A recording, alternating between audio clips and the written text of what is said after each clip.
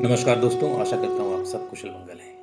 दोस्तों आपका साथी मनीष स्पिरिचुअल सी चैनल में आपका फिर से स्वागत करता है। आज एपिसोड 49 सांख्य योग दूसरे अध्याय के श्लोक 15 का अध्ययन और विचार विमर्श करेंगे।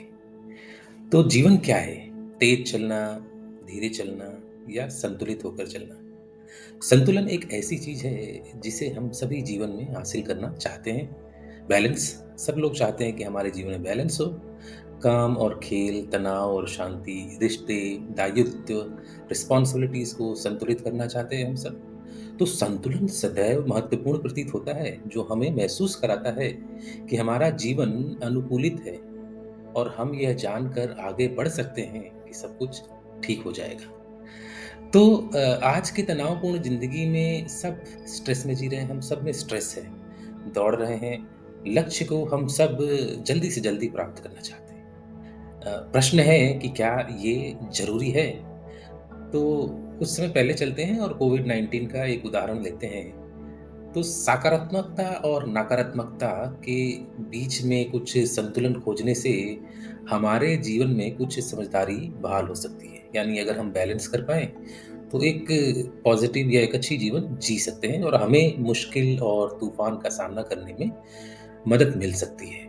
तो कोविड-19 की बात करते हैं, चाहे हम सकारात्मक हो या नकारात्मक हो, हमें जानकारी के माध्यम से विश्लेषण करने में मदद मिल सकती है।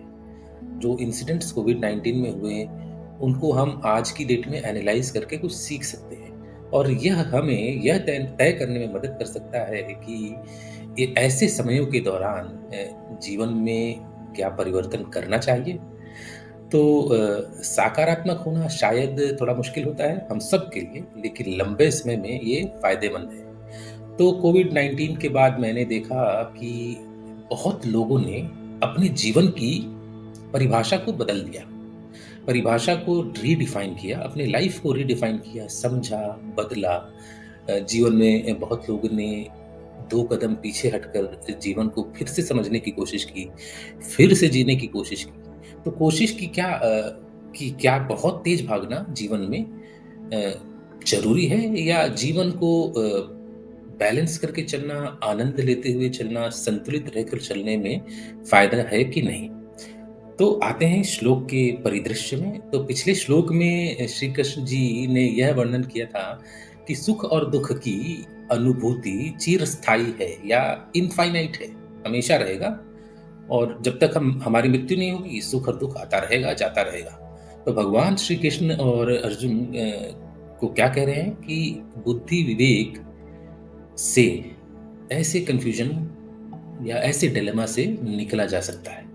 तो इस डिलेमा या डिफ़िकल्टी को समझने के लिए सर्वप्रथम हमें 2 इम्पोर्टेंट क्वेश्चन्स का उत्तर जानना होगा। तो पहला है कि हम सब सुख क्यों चाहते हैं? और दूसरा है कि भौतिक सुखों में हमें संतुष्टि प्राप्ति क्यों नहीं होती है?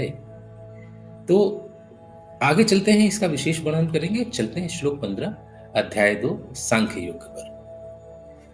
यम ही न व्यथन्ति एते पुरुष ऋषभ सम दुख सुखम धीरम सह अमृतत्वाय कल्पते। तो श्री कृष्ण जी कहते हैं और बोलते हैं कि हे पुरुषों में श्रेष्ठ अर्जुन, जो मनुष्य सुख तथा दुख में विचलित नहीं होता है और इन दोनों परिस्थितियों में स्थिर रहता है, वह वास्तव में मुक्ति का पात्र है। तो इस श्लोक में हम देखेंगे कि श्री कृष्ण आखिरकार सब कुछ एक छतरी, एक अम्ब्रेला के नीचे कैसे चलाते हैं। अब ये बताएँगे कि ये सभी चीज़ें मृत्यु, जन्म, खुशी या दुःख या भावनाएँ या एक पर्सपेक्टिव या दृष्टिकोण, उद्देश्य या हमारे लाइफ़ के ऑब्जेक्टिव्स, टिप्पणियाँ, उसका रेज़ोल्यूशन या एनालिसिस, तब हम समझ पाएँगे कि जब व्यक्ति समझता है कि ये जीवन का एक अभिन्न अंग है, तो ये सारी चीज़ें एक इंटीग्रल पार्ट ऑफ लाइफ़ है। तो उदाहरण लेते हैं कि दूध या मक्खन गिरने पर क्या हमें रोना चाहिए? दूध गिर गया। तो दूध या मक्खन को हम रोक नहीं सकते थे शायद, गिर गया तो गिर गया। अब श्री कृष्ण जी कहते हैं कि चीज़ें जैसी हैं उन्हें वैसे ही देखना और फिर उन्हें किस तरह से बदला जा सकता है या नहीं, यह देखना और फिर उसमें कुछ भी निकालना मनुष्य के लिए, हम सब के लिए बहुत महत्वपूर्ण होता है। तो देखें तो यदि अर्जुन श्री कृष्ण जी की बताई गई हर बात को समझ सकते या देख सकते तो शायद सर्वश्रेष्ठ निर्णय ले पाते। लेकिन अर्जुन उन लोगों में से अभी नहीं है जिन पर भरोसा नहीं किया जा सकता था। तो परंतु अब कृष्ण जी एक शिक्षक हैं, तो ज्ञान के माध्यम से अर्जुन को वही सही मार्ग पर ला सकते हैं। तो इसके विपरीत श्री कृष्ण जी जानते हैं कि अर्जुन सबक सीखेंगे, तो Arjun is in the process of learning and he will learn it. तो जब अर्जुन सीख जाएंगे और जान जाएंगे कि कर्तव्य क्या है, तो वह अपनी प्रतिभा को पहचानेंगे और फिर सर्वोत्तम कदम उठाएंगे।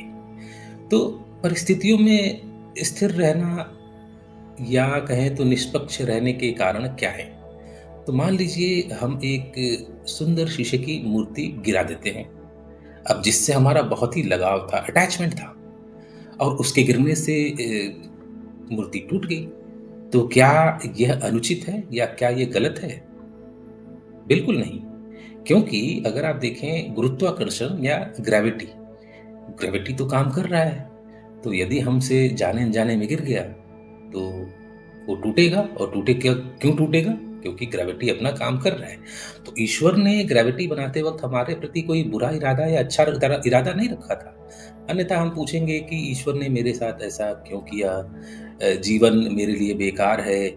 हम सबको यह समझना है कि ईश्वर ने एक बहुत ही नॉन डिस्क्रिमिनेटिव कानून बनाया है इस धरती पे।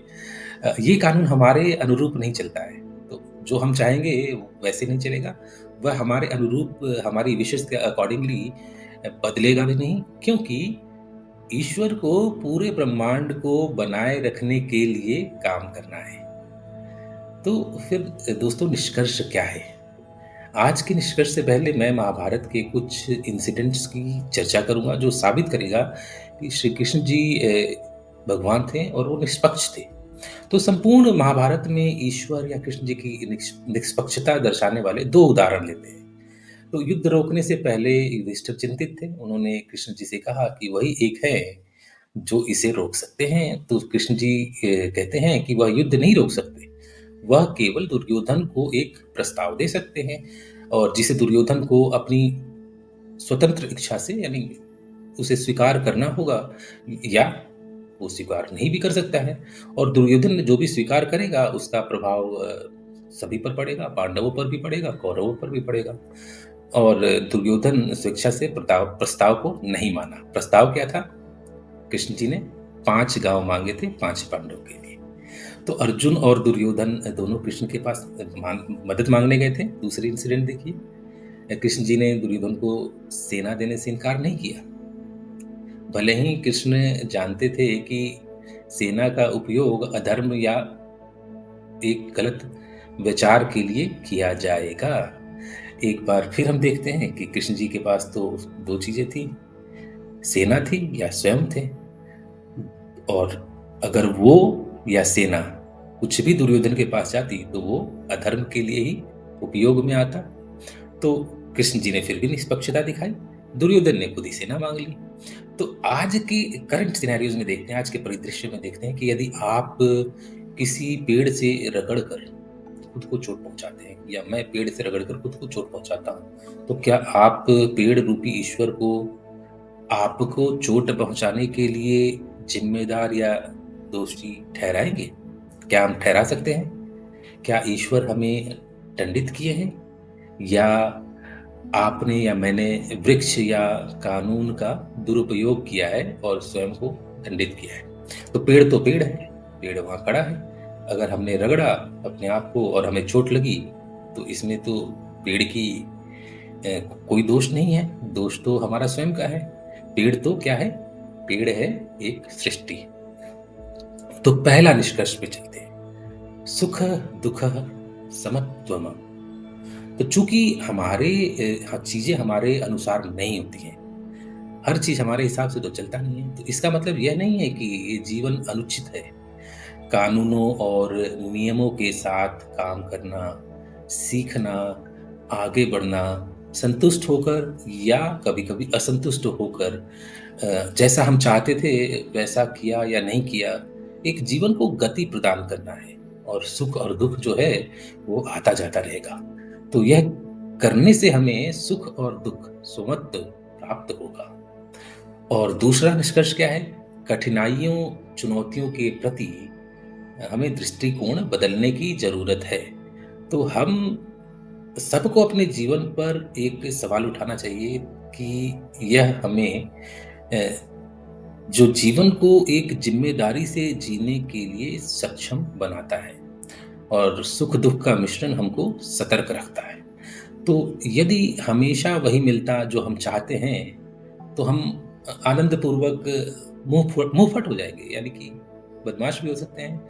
अगर हमेशा जो हमारी इच्छाएँ हैं वो मिलती रहे तो क्या होता है? हम हम अपने मार्ग से भटक जाएँगे। जब चीज़ें हमारे अनुसार नहीं होती हैं, तो यह जीवन को एक अलग ढंग से समझने के लिए प्रेरित करता है, हमें विकसित करता है, हमें डेवलप करता है, इवॉल्व करता है। तो सुख और दुःख, कठिनाई, चुनौती एक इम्पोर्टेंट पर्सपेक्टिव है। चुनौती हमें खुद को बार-बार परिभाषित करने और अपने वास्तविक स्वरूप में स्थापित करने का अवसर देती है। तो कोविड-19 एक चुनौती थी, लेकिन देकर क्या गई? एक नया नज़रिया। कोविड-19 ने बहुत से लोगों के जीवन के पर्सपेक्टिव को बदला, बहुत कुछ बदला। तो 2 निष्कर्षों के साथ आपका मित्र मनीष अब से विदा लेता है। सुख का सदैव-सदैव अनुभव करें। जय श्री कृष्णा और मिलते हैं अगले श्लोक में। धन्यवाद।